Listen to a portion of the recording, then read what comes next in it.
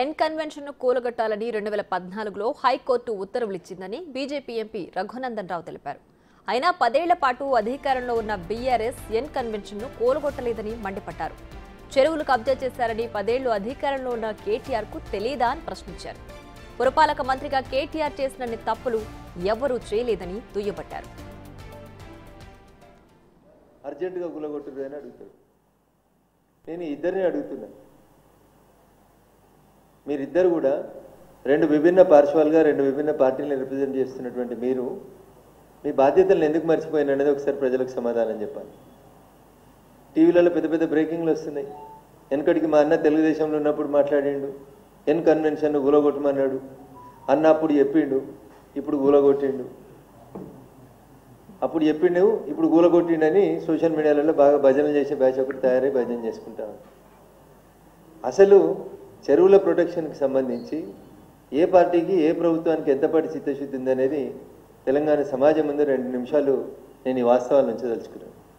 గౌరవనీయులు కోట్ల విజయభాస్కర్ రెడ్డి గారు, స్వర్గీయ కోట్ల విజయభాస్కర్ రెడ్డి గారు ఉమ్మడి ఆంధ్రప్రదేశ్కి ముఖ్యమంత్రిగా ఉన్నప్పుడు భాగ్యనగరంలో ఉన్నటువంటి మీరాలం చెరువు కబ్జాకు గురైందని చెప్పి మొట్టమొదటిసారిగా 1994 ఎన్టీ రామారావు గారు లేదా తెలుగుదేశం పార్టీ అధికారంలోకి వచ్చే కంటే కొద్ది రోజుల ముందు భాగ్యనగరంలో ఉన్నటువంటి మీరాలం చెరువు కబ్జాకు గురైతుంది, అక్రమ నిర్మాణాలు జరుగుతాయన్నప్పుడు రేచల్ చటర్జీ అనేటువంటి ఒక అధికారిని పంపించి మీరాలం ట్యాంకులో కట్టినటువంటి అన్ని అక్రమ కట్టడాలని కూలగొట్టండి అని చెప్పి చెరువుల పరిరక్షణ కోసం నాటి ముఖ్యమంత్రి స్వర్గీయ కోట్ల విజయభాస్కర్ రెడ్డి గారు ఒక ప్రారంభం చేసిండ్రు.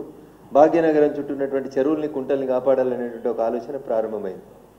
దీన్ని కంటిన్యూ చేస్తూ ఉమ్మడి ఆంధ్రప్రదేశ్ హైకోర్టు తన ముందున్నటువంటి రిట్ పిటిషన్స్ 2006, 7, 8లో వేసినటువంటి చెరువుల పరిరక్షణ కోసం వేసినటువంటి రిట్ పిటిషన్లన్నింటినీ డిస్పోజ్ చేస్తూ 2010లో ఒక జడ్జిమెంట్ ఇచ్చింది ఆంధ్రప్రదేశ్ ఉమ్మడి హైకోర్టు. ఎఫ్టీఎల్లో, బఫర్ జోన్లో, శిఖంలో ఎక్కడ ఎవరు ఏ పార్టీ ఆ పార్టీ అని తేడా లేకుండా ఎవరు ఏం కట్టినా కూలగొట్టమని చెప్తే దాన్ని అమలు చేసేందుకని చెప్పి అప్పటి municipal administration department GOMs number 157 అనేటువంటి ఒక జీవోని తీసుకొని వచ్చింది. ఎప్పుడు తెచ్చింది ఇది? 6 ఏప్రిల్ 2010లో ఈ జీవో వచ్చింది. 2010 ఏప్రిల్ 6వ తారీఖు రోజు జీవో నెంబర్ 157ని ఉమ్మడి ఆంధ్రప్రదేశ్ ముఖ్యమంత్రిగా ఉన్నటువంటి నాయకులు తీసుకొని వచ్చారు. ఇప్పుడు నేను కొత్తగా వేసిన హైడ్రాని, నేను కొత్తగా లేక్ ప్రొటెక్షన్ వేసిన అని బాగా మాట్లాడుతున్నటువంటి మిత్రులందరికీ కూడా జీఓఎంఎస్ నెంబర్ 157 డేటెడ్ 6/4/2010 ఏం చెప్తుంది అంటే, హైకోర్టు సూచనల మేరకు, ఇందులో రాసిరు క్లియర్గా, హైకోర్టు సూచనల మేరకి మెట్రోపాలిటన్ కమిషనర్ అంటే ఎంసీడీఏ చైర్మన్ ఎవరైతే ఉంటారో అతను, representative of the DG of the police, commissioner greater Hyderabad municipal corporation, ఇట్లా 17 మందిని పెట్టి అప్పుడే హైకోర్టు ఇచ్చినటువంటి సూచనల మేరకి 2010లో జీఓఎంఎస్ నెంబర్ 157, ఈ జీఓ నెంబర్ పేరు 157, జీఓఎంఎస్ నెంబర్ 157ని 2010లో ఉమ్మడి ఆంధ్రప్రదేశ్ ప్రభుత్వం అమల్లోకి తీసుకొచ్చింది. ఈ జీవో తీసుకొచ్చిన దాని ఉద్దేశం ఏం రాసిండ్రు? Prohibiting polluting industries, major hotels, residential colonies and other establishments that generate pollution in the catchment area of Usman Nagar, Himayat Sagar, lakes and the villages. A list is hereby enclosed అని ఒక list ఇచ్చారు. ఏ ఊర్లల్లో చెరువులు కుంటలు ఏమేమి కబ్జాలు అవుతున్నాయి, ఎట్లా అవుతున్నాయి, వీటిని ప్రొటెక్ట్ చేయండి. ఈ ప్రొటెక్ట్ చేసేందుకు ఇగో ఈ 18 మంది అధికారులతో కూటి ఒక కమిటీ వేసినామని 2010లో ఒక కమిటీ వేసింది అప్పటి ఉమ్మడి ఆంధ్రప్రదేశ్ ప్రభుత్వం. 94లో కోట్ల విజయభాస్కర్ రెడ్డి గారు క్లీన్ చేసినటువంటి మీరాలం ట్యాంక్, అయ్యా రేవంత్ రెడ్డి గారు కాంగ్రెస్ అని మాట్లాడుతున్నారు కదా, మీరాలం ట్యాంక్ని శుద్ధి చేసిండ్రు. రేచల్ చటర్జీ గారు ఇచ్చిర్రు నివేదిక, కోట్ల విజయభాస్కర్ రెడ్డి గారు శుద్ధి చేసిర్రు. ఇలా మీరాలం ట్యాంక్ ఉందేమో రేవంత్ రెడ్డి గారిని చూపెట్టమని, లేదా పొద్దుగా లేస్తే భాగ్యనగరంలో ఓల్డ్ సిటీ మాది అని జబ్బలు జరుచుకునేటువంటి కొంతమంది పెద్ద మనుషులు ఉన్నారు. మీరాలం ట్యాంక్ ఆడున్నది. అసలు మీరాలం ట్యాంక్ అనేది ఉంచిర్రా? ఇప్పుడు కాలనీలు వచ్చినాయా? మరి దాన్ని ఎందుకు కూలగొడతలేమనేది ఒక్కసారి హైడ్రా కూడా ఆలోచించాలి. 1994 హైదరాబాద్ ప్రొటెక్షన్ కోసం రేచల్ చటర్జీ గారు ఇచ్చిన నివేదిక మేరకు 1994లో కోట్ల విజయభాస్కర్ రెడ్డి గారు క్లీన్ చేసి మీరాలం ట్యాంకులో కబ్జాలన్నీ తొలగించారు. ఇలా మీరాలం ట్యాంక్ ఉందేమో రేపు పోదామంటే రేవంత్ రెడ్డి గారు వస్తా అంటే నేను తోలుకుపోతాను. ఇక గాడ మొదలు పెట్టాలి. ఎంఐఎం కార్పొరేటర్లు వచ్చిర్రు, గొడవ చేసిర్రు. వెనకకి ఎందుకు పోతుంది హైడ్రా? ఎవరు వస్తే ఏముంది, ఏ పార్టీ అయితే ఏముంది? నేను అందుకనే ఏం చెప్తా ఉన్నా అంటే, ఈ కేటీఆర్ పొంగులేట్లు ఇద్దరు సవాళ్ళు ప్రతి సవాళ్ళు వద్దు. 2010లో జీవో వచ్చింది, తెలంగాణ ఉద్యమం బాగా పీక్లో నడిచింది. తెలంగాణ ఉద్యమం నడిచినప్పుడు ఏం చెప్పినాం? మా భూములు మాకే కావాలన్నాం. అదొక స్లోగన్. ఆంధ్రోళ్ళు కబ్జా చేసిన భూములని కూలగొట్టాలి అన్నాం. ఒక దశలో తెలంగాణలో భూముల్ని లాంకో హిల్స్లు, పద్మాలయ స్టూడియోలు, రాఘవేంద్రరావు గారు ఇట్లా పేర్లు చెప్పాలంటే చాలా మంది కబ్జాలు చేసుకున్నారు. ఆంధ్రలోకి పోయిన మా భూముల్ని మాకు రక్షించాలని ఒక పెద్ద నినాదంతో తెలంగాణ రాష్ట్ర సమితి పార్టీ ఉద్యమం చేసింది. లాంకో హిల్స్ ఆనే ఉంది, పద్మాలయ స్టూడియోలో అపార్ట్మెంట్లు వచ్చినాయి, సర్వీస్ అపార్ట్మెంట్లు వచ్చినాయి. గొప్పగా చెప్పారు ఏమని? ఇక్కడ హైటెక్ సిటీ పక్కన పెద్ద పెద్ద బంగ్లాలు కడితే ఈ బంగ్లాలన్నీ ఎంక్రోచ్మెంట్లని జేసీబీలు ఇటాచీలు తీసుకుపోయి వాటి మీద ఎర్ర సిరాతోటి రాసి ఈ భూములన్నీ గురుకుల ట్రస్ట్ భూములు, వీటిని అన్నింటినీ కబ్జా వెనక్కి తీసుకుంటుంది తెలంగాణ ప్రభుత్వం అని చెప్పి నోటీసులు ఇచ్చి రాసేసి వచ్చారు. నేను అడుగుతున్న కేటీఆర్ని, 2014లో తెలంగాణ ఏర్పాటు అయిన తర్వాత అప్పుడు ఆంధ్రప్రదేశ్ హైకోర్టు ఒక జడ్జిమెంట్ ఇచ్చింది. ఇంకా హైకోర్టు బైఫర్కేట్ కాలేదు, హైకోర్టు ఒక జడ్జిమెంట్ ఇచ్చింది. ఎన్ కన్వెన్షన్కి సంబంధించినటువంటి చెరువుని గుర్తించి దాని మీద మార్కింగ్ చేసి సర్వే చేసి ఆ ఆక్రమణని తొలగించమని చెప్పింది. బాగా చదువుకున్నారు కదా కేటీఆర్ గారు, సెల్ ఫోన్లోనే అంతా కనబడుతుంది కదా, మీకు గూగుల్ మ్యాప్లు కనబడతాయి కదా. 2014లో సాక్షాత్తు ఈ రాష్ట్ర సర్వోన్నత న్యాయస్థానం ఎన్ కన్వెన్షన్ను కూలగొట్టమని ఉత్తర్వులు ఇస్తే ఎందుకు ఇన్ని సంవత్సరాలు మీనమేషాలు లెక్కబెట్టారు? ఎందుకు వాళ్ళ కోడల్ని తీసుకొచ్చి తెలంగాణ చేనేతకి బ్రాండ్ అంబాసిడర్గా పెట్టుకున్నారు? దాని వెనకాల ఉన్నటువంటి అంతర్యమైంది. 2014 నుంచి 2024 దాకా చెరువులు కట్టిన ఎన్ కన్వెన్షన్ ఒక్కొక్క ఫంక్షన్ పేరిట వసూలు చేసినటువంటి డబ్బుల్ని ఇలా తెలంగాణ ఖజానాలో జమ చేపిస్తారా, చేపియరా? ఇలా రేవంత్ రెడ్డి గారు కూడా చెప్పాలి. ఒక్కొక్క ఫంక్షన్కి 50 లక్షలు, కోటి రూపాయలు తీసుకుంది ఎన్ కన్వెన్షన్. 10 సంవత్సరాలు 2014లో దాన్ని సర్వే చేసి తొలగించమని రాష్ట్ర సర్వోన్నత న్యాయస్థానం చెప్తే మున్సిపల్ అడ్మినిస్ట్రేటివ్ మినిస్టర్గా పనిచేసిన కేటీఆర్ గారు 10 సంవత్సరాలు ఎందుకు ఎన్ కన్వెన్షన్ని తొలగించలేదు? దాని వెనకాల ఉన్నటువంటి లాలూచి ఏందో చెప్పుండ్రు. ఏదో పొంగులేటి సుధాకర్ రెడ్డి, వివేక్ వెంకటస్వామి, గుత్తా సుఖేందర్ రెడ్డి, ఏదో 10 పేర్లు చదివారు కేటీఆర్ గారు. నేను ఇలా రేవంత్ రెడ్డిని, కేటీఆర్ గారిని, పొంగులేటి గారిని కూడా సూటిగా ఒక ప్రశ్న అడుగుతున్నాను. లేక్ ప్రొటెక్షన్ కమిటీ కోసం మీరు జీవో 157 2010లో తెచ్చినప్పటి నుంచి ఇయ్యాలటి దాకా సార్ అంతా కంప్యూటర్ యుగమే, సెల్ ఫోన్ యుగమే. మౌస్ క్లిక్ చేస్తే ఏ సర్వే నెంబర్లు ఎవరెంత కట్టిరో తెలుస్తుంది.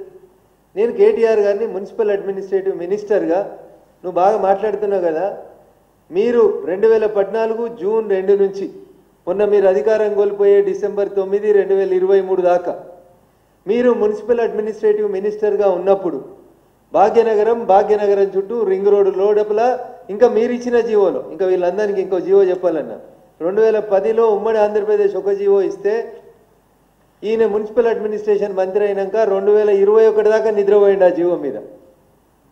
కేటీఆర్ అన్నట్టు ఆయన బాగా చదువుకున్న ఆయనే, కంప్యూటర్లో చూసి మాట్లాడేట ఆయన 2021లో ఒక జీవో ఇచ్చిండు. తర్వాత 2022లో ఒక జీవో ఇచ్చిండు. ఈ జీవోలో ఎంత మంచి ముచ్చట చెప్తాడని ఆయన అంటే, government accordingly year by appoint additional collectors of Hyderabad, Rangareddy, Medchal, Malkajgiri, Yadadri Bhuvanagiri, Medak, Sangareddy and Siddipet districts as the nodal officers and entrusts the responsibility of field work for the Lake Protection Committee. 2021 లేచిండు అన్న ఆయన నిద్రలేసి. 2014లో ఎన్ కన్వెన్షన్ కూలగొట్టమని జడ్జిమెంట్ వస్తే 2021లో సిద్దిపేట జిల్లాను కూడా కలుపుకొని వేసిండు. మరి బావ ఏం చేసిండో, బావ మరి చేసిండో తెలియదు. ఇక 2022లో ఇంకో జీవో తెచ్చిండు అన్న ఇదే సారు.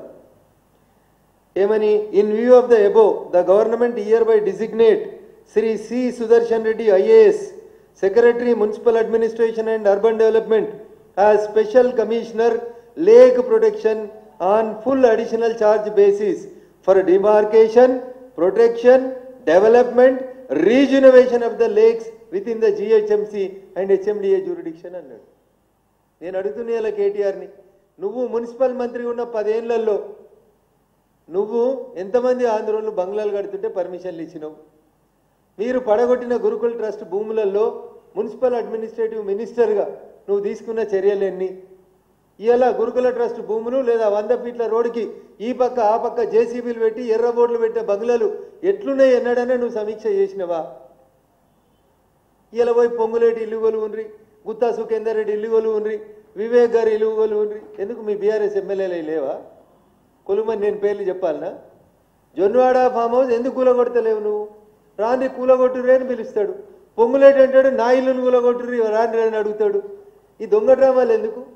హరీష్ రావు గారికి 111లో ఆస్తులు లేవా? కవిత గారికి లేవా? కేటీఆర్ గారికి లేవా? ఒక పొంగులేటులకు గుత్తలకు వివేకులకే ఉన్నాయా? అంటే నేను ఇద్దరిని ఎవరిని ప్రొటెక్ట్ చేస్తుండ్రా అని మీకు డౌట్ రావచ్చు. నేనేం చెప్తున్నా అంటే ఇద్దరు దొంగలే.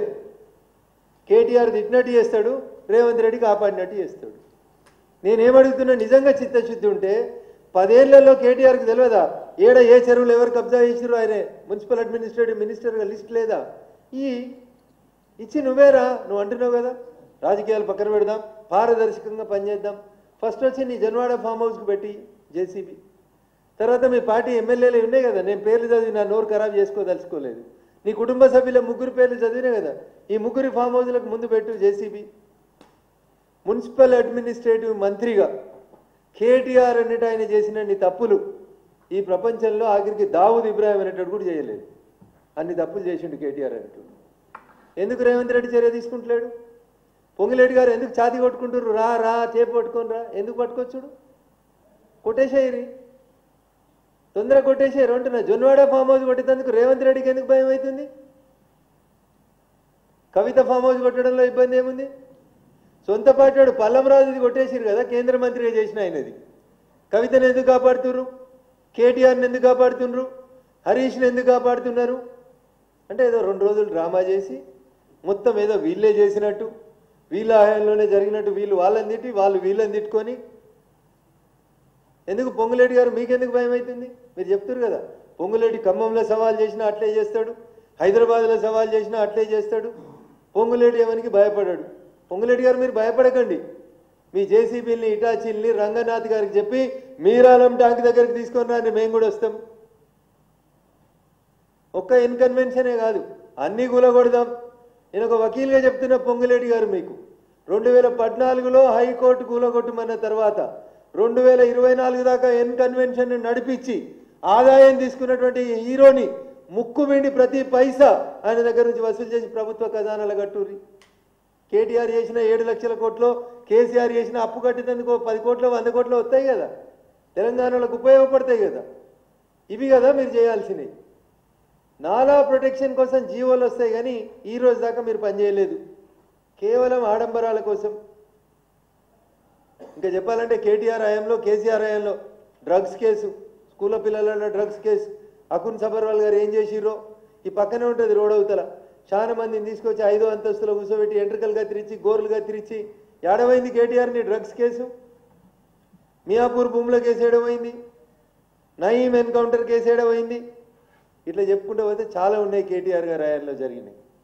సో నా రిక్వెస్ట్ ఏంటంటే, రోజు మీడియా కూడా, నా విజ్ఞప్తి మీడియా మిత్రులకి, ఫస్ట్ పేజీలో ఇటు పొంగులేటి తిట్టింది, ఇటు కేటీఆర్ తిట్టింది, రాయకూరి దండం పెట్టి చెప్తుంది. ఇద్దరి హయాంలో కట్టిన భూములు ఎన్నో ఒక శ్వేతపత్రం ఇవ్వమని అడుగుతున్నా నేను. నువ్వు పెద్ద దొంగ, నేను చిన్న దొంగ అని తిట్టుకుంటున్నారు. ఇద్దరు దొంగలు అనేది ఒప్పుకుంటున్నారు వాళ్ళు. నేను రేవంత్ రెడ్డి గారిని అడుగుతున్నా, మీరే హైడ్రా వేసింది మంచి ఉద్దేశంతో అయితే, నిజంగా చెరువులు కుంటలు పరిరక్షణనే మీ ధ్యేయం అయితే 10 సంవత్సరాల్లో టీఆర్ఎస్ పార్టీ అధికారంలో ఉన్న 10 ఏళ్లలో కట్టినవి ఫస్ట్ కూలగొట్టుండ్రి. దీంట్లో మీరు రాసిరు సంగారెడ్డి జిల్లా. మా జిల్లాలో పటాన్ చెరువు మండలం నుంచి విడిపోయి అమీన్పూర్ అనే కొత్త మండలం వస్తుంది. ఒక్క చెరువు లేదు, ఒక్క కుంట లేదు. పార్టీలు మార్చి లీడర్ల కండువాలు కప్పి ఒక్కొక్కరిని ప్లాట్లు అమ్మిపిస్తున్నారు మీరు చెరువులలో. టీఆర్ఎస్ ఉన్నప్పుడు టీఆర్ఎస్లో ప్లాట్లు అమ్మిరు, కాంగ్రెస్ వచ్చినాక కాంగ్రెస్లో పోయి కండువాలు కప్పి